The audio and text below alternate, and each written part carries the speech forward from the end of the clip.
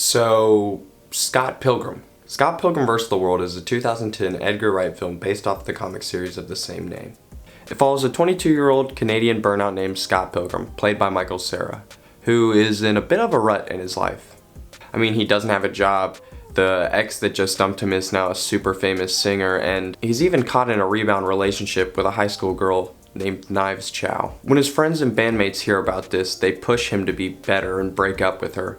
And that's when he meets the Manic Pixie Dream Girl to end all Manic Pixie Dream Girls, Ramona Flowers. Ramona Flowers is a super mysterious Amazon worker that just moved to Canada and has the ground literally melt at her feet. I heard she kicks all kinds of ass. She's on another level. She has men dying at her feet.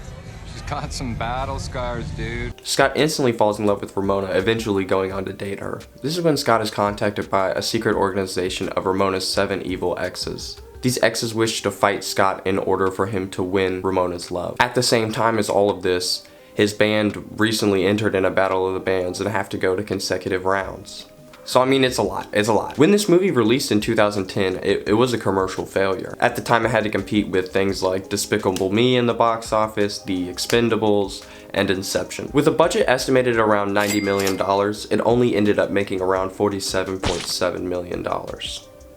Since I feel like now it is seen as like a pop culture classic, why did it fail at the box office? There's a great Collider article that kind of explains this in more depth, and it's just kind of that pop culture caught up with Scott Pilgrim. I mean, the movie was ahead of its time for its nostalgia bait for the early 80s and 90s. From the sound effects to the visuals, 2010 just wasn't ready for this kind of movie yet. Also, you know, time has been absolutely great to this cast. You have Twitter sweetheart Michael Cera. Mary Elizabeth Winstead is good in just about anything she's in.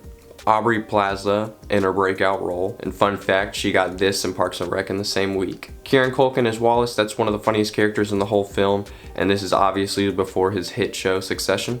Oscar-winning actress Brie Larson, she does this amazing rendition of Metric's Black Sheep in this. Some people believe that Brie's version is even better than the original. You have freaking Superman and Captain America in this movie. I mean, you even got Anna Kendrick in this movie. I could keep going on, but I'd probably be here for a couple days, so I'll stop there. Not only is this cast like super famous now, but they all bounced off each other so well. So when do we get to meet her? Oh, please let it be soon. That's for me. This movie just seems like it was a blast to film, which I can't really say about any of the movies that I've reviewed so far. Edgar Wright likened the set to a 20-something playground, since the oldest person on the cast, Jason Schwartzman, recently turned 30 at the start of filming. Like I mentioned before, this whole story is like a love letter to the video games of the 80s and 90s. They pay homage to these games from the opening credit to the end credits. Even the plot itself is kind of laid out like a video game with the 7 boss fights.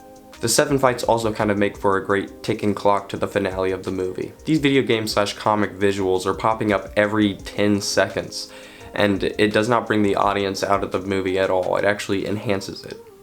Some of these visuals even help draw the audience's eye to the next shot coming on screen, since in this movie there are some quick cuts. And man, does this movie have some slick transitions.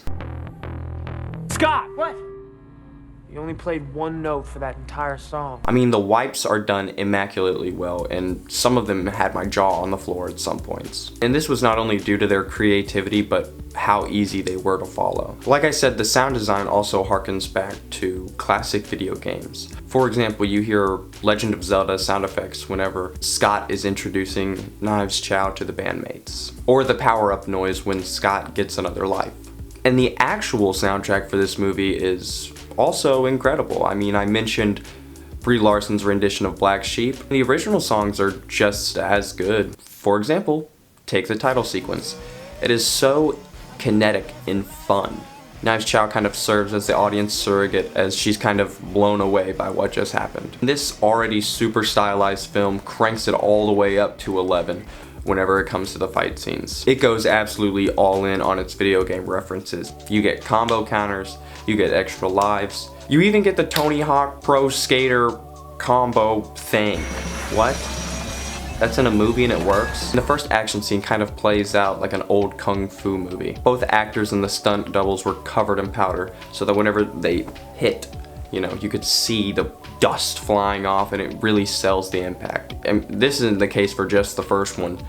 All of the fights in this movie are super well choreographed and fun. From telekinesis gained by being vegan to demon hipster chicks, each X has their own gimmick.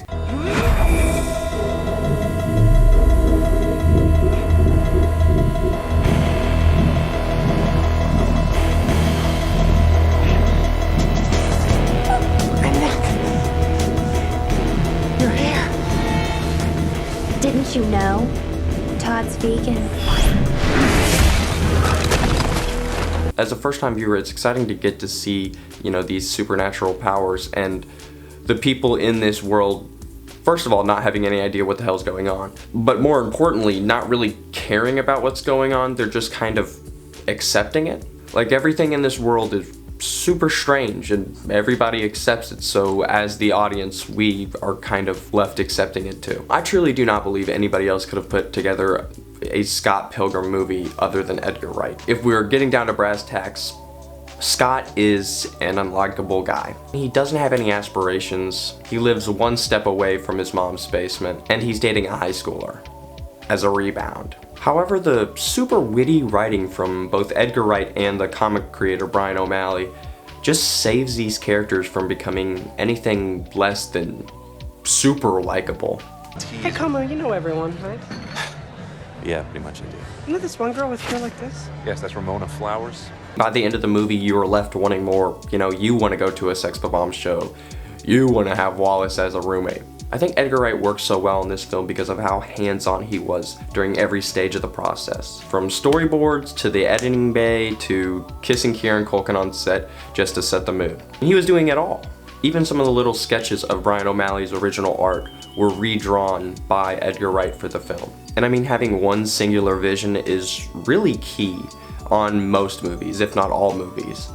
And especially on a movie as hyper-stylized as this one. You can see a similar comic book style done terribly in 2004's The Hulk.